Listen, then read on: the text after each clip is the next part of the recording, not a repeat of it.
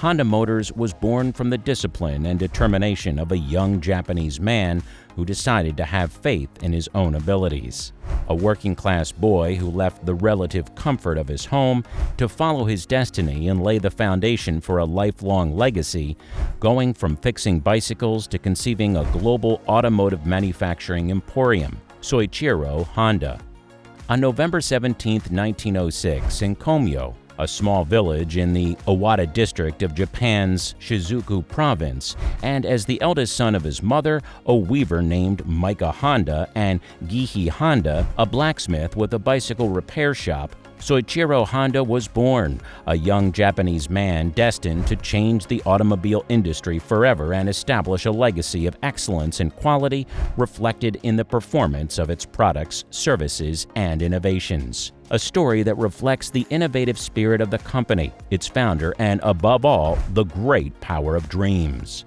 The power of dreams, the current motto and reflection of the ideology of this Japanese company, is evident in the life of Soichiro Honda and the story that brought Honda Motors to the elite of the automotive market. Soichiro Honda was born and grew up in a time of tension and political turmoil on the island of Japan. During these years, the country of the rising sun was going through a remarkable political crisis, as well as several wars to its credit. Soichiro Honda spent much of his childhood in his father's workshop, where he used to spend his free time assembling and disassembling bicycles to make them work more and more efficiently. His early interest in transportation machines was such that little Soichiro enjoyed collaborating with his father in the workshop, surrounded by pedals, grease, and tires, more than going over textbooks and conventional studies. During that period, it was customary for parents to examine school report cards and to confirm this by stamping them with the family seal. It is known that during his childhood, and convinced that his parents would not approve of his performance in school, little Soichiro would devise a prank to get away with forging the family seal using a piece of rubber from a bicycle pedal. His ploy would turn out well, although he would be caught soon after, when he decided to profit by selling counterfeit seals to his schoolmates. But the most important episodes in Soichiro's childhood, those that would fully awaken his passion for motor vehicles and change his life forever, would both happen in 1917 when he was only 10 years old. First, there would be his first encounter with an automobile, a Ford Model T, the first to arrive in his town, and which would also leave an indelible mark on him. In an interview that he would give years later, he would even say that the smell of the smoke trail left by the vehicle was like perfume, and that the impression was so strong that he even got down on his knees to smell the oil that the car had left on the pavement. The other big event was when American pilot Art Smith made a flying presentation in Japan. Soichiro, curious at the idea, borrowed one of his father's bicycles and rode to the event, pedaling the 30 kilometers from his small hometown to the show and climbing a tree to see it. Not long after, at the age of 15, Soichiro left the small village on the shores of Mount Fuji, where he grew up, and moved to the city of Tokyo in search of a job that would allow him to follow his vocation. Throughout the island, news had spread through magazines and newspapers that a growing machine shop in the capital city called Art Shokai was looking for employees.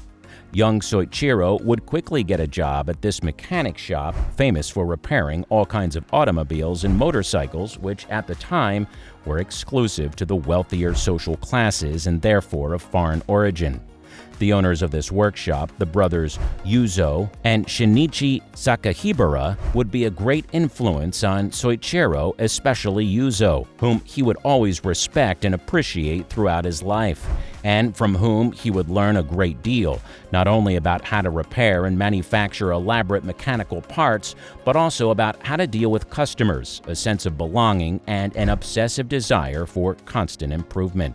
In 1924, at only 18 years of age, the young Honda built his first racing car, the Curtiss model, which would go on to win the 5th Japanese racing competition that same year. During his years working with Sakakibara Brothers, Honda gained invaluable experience, soon establishing himself as a race car driver and mechanic, and finally in 1928, at the age of 22, Soichiro Honda returned to his hometown where he would be in charge of one of the art Shokai branches. Unfortunately, Honda's beginnings as an independent businessman were far from successful. His skill as a mechanic was excellent, but as a manufacturer, he left much to be desired. His pistons were deformed and of poor quality, so to overcome this new bump in the road, Soichiro Honda decided to dip into his savings and enroll in the Faculty of Mechanical Engineering at Hamamatsu Technical College at the age of 29. 3 years later, after exhaustive research and a tireless search for methods to improve the efficiency of its products, the piston rings of Tokoi Seiki, the company he founded in 1937, surpassed by far the level of quality and efficiency of all its competitors, to the extent that it ended up becoming the supplier of choice for Toyota and companies such as Nakajima Aircraft Company, a manufacturer of aircraft engines and airplanes, where he met the engineer Takeo Fujisawa, who would be an important ally in the near future. This same year saw the beginning of the Second Sino-Japanese War, a fierce war conflict that would follow Japan's joining the Axis powers and the confrontation of the Japanese Empire against the United States forces during World War II, a confrontation from which the rising sun would emerge from a heavy defeat, and millions from people of limited means to rising entrepreneurs such as Honda would experience the consequences firsthand. Soichiro's company would be a major supplier of vehicle parts.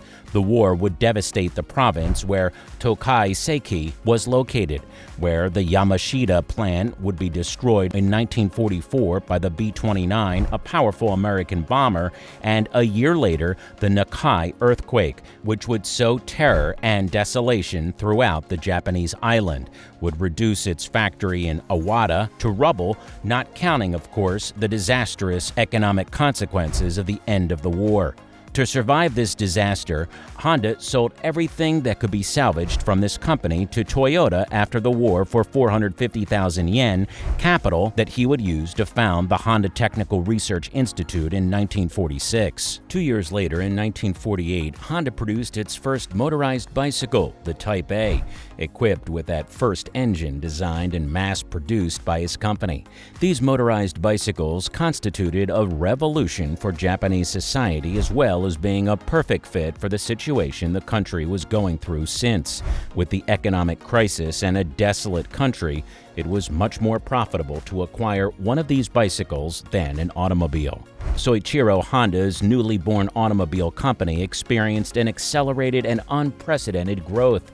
Numerous models succeeded the Type A, and in 1949, the Type Den motorcycle would arrive on the Japanese market, which would be nothing less than the first model of the renowned Honda Dream motorcycle series. The summer of this year would also see the reunion between founder Soichiro Honda and his old friend Takeo Fujisawa, whom he had met years before and who he would be one of the fundamental pillars of the automotive emporium that was beginning to take shape.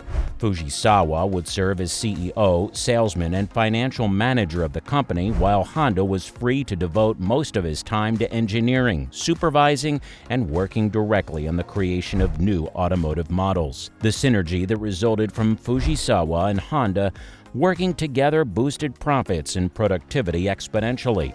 Upon his arrival, Fujisawa managed to solve one of the Honda company's toughest problems: the imbalance between the company's production capacity and sales capacity. To achieve this, he orchestrated the first marketing campaign in the company's history, communicating with the entire bicycle sales network to provide the Cub F-Type, the first auxiliary engine they launched before venturing into the world of motorcycles. Soichiro, happy with the success of his company, but still dissatisfied with the quality of its products, invested 450 million yen in machinery and tools, and in 1952 traveled to the United States to train with the best engineers. The engineer thought that it was no good for the company to be the #1 in Japan as long as there were better quality products in the world beyond the borders of the rising sun. His goal was to lead completely, something he made clear in his famous phrase, "If you're not number one in the world, you can't be number one in Japan." For more than 10 years, the Honda company excelled with its motorcycle engines, of which it was one of the country's leading manufacturers. Focused first on motorcycles and driven by an insatiable desire for progressive improvement, Honda motorcycles became in a few years a company of caliber in the market. Its products would surpass the sales of Titan brands such as Triumph and Harley-Davidson, and in 1959 they would open the first store in the United States, specifically in the city of Los Angeles.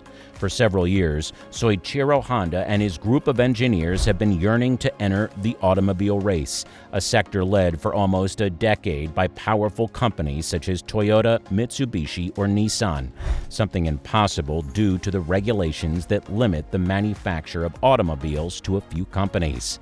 After years of practices and tests on prototypes, the Power of Dreams company suddenly entered the automobile production arena in the early 1960s. After these regulations were modified, it would be during the inauguration of the Suzuka racetrack in 1962 that Honda Motors' first four-wheeled model, the Honda S360, would make its public appearance before the arrival on the market of models such as the Honda T360 pickup truck and the Honda S500. The latter would be nothing less than his first production car with 43 horsepower, 130 kilometers per hour in speed, and an attractive compact design. But the ambition of this Japanese entrepreneur, as well as his desire to excel, required more than successful vehicle production.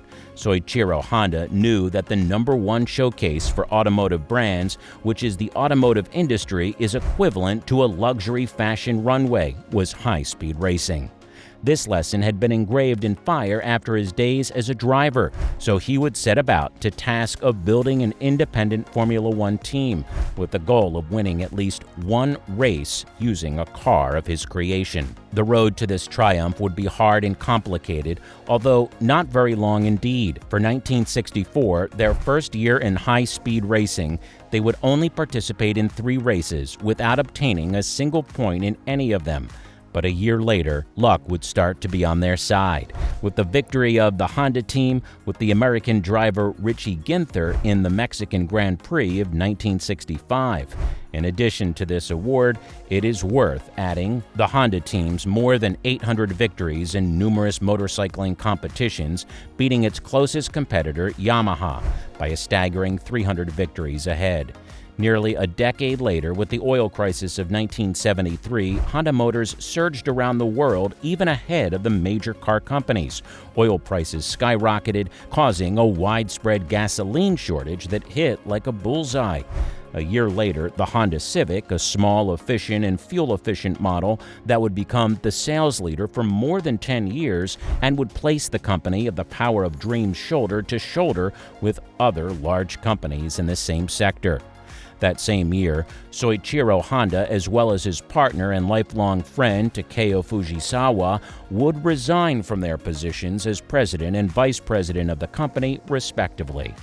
Today, Honda Motors, with more than 220,000 employees and annual revenues in excess of $100 billion, which manufactures some 5 million engines, and has built more than 400 million motorcycles throughout its history, is a milestone in the history of the land of the rising sun and the history of the automotive industry. In 1983, its founder, who began as a young boy who spent his free time assembling and disassembling bicycles, was named by People magazine as the supreme advisor, and the Japanese Henry Ford. In 1989, shortly after Fujisawa's death, Soichiro Honda would enter the Automotive Hall of Fame in the United States, becoming the first Japanese in history to receive this recognition, one that he would dedicate to the memory of his friend and right-hand man. During the last years of his life, after retiring from the company's board of directors, Soichiro created the Honda Foundation, where he focused most of his efforts while dedicating his leisure time to sports such as skiing, paragliding, and, of course, car racing. Finally, on August 5, 1991, the patriarch of an emporium currently valued at over $45 billion died at the age of 84. He would be posthumously named as the third degree of the Order of Precedence and to the Grand Cordon of the Order of the Rising Sun, besides leaving a huge legacy present today in automobiles, motorcycles, mowers, boats, airplanes, robots, and everything that the future holds, as well as a great lesson for all of us. The lesson that no matter how humble your origins or how far-fetched it may seem, all dreams are possible and within the reach of anyone who is bold and determined enough to go after them and leave it all behind on the fast-paced road that leads to the goal that even a child of meager means and a seemingly bleak future can be the genesis of a change that can be felt around the world and throughout time. And that was all the history of Honda Motors Company, its founding, and the exciting story of the man who made it a reality. What do you think? Do you know the inspiring and amazing story of Soichiro Honda? What lessons have you learned? What do you think was the key to the impressive success of this Japanese company? Are there any details we missed that you would like to add? Please share your opinions and views with us in the comments. You know that we love it and we are interested in knowing them to improve the content and continue providing value. Best regards, and we'll see you next time.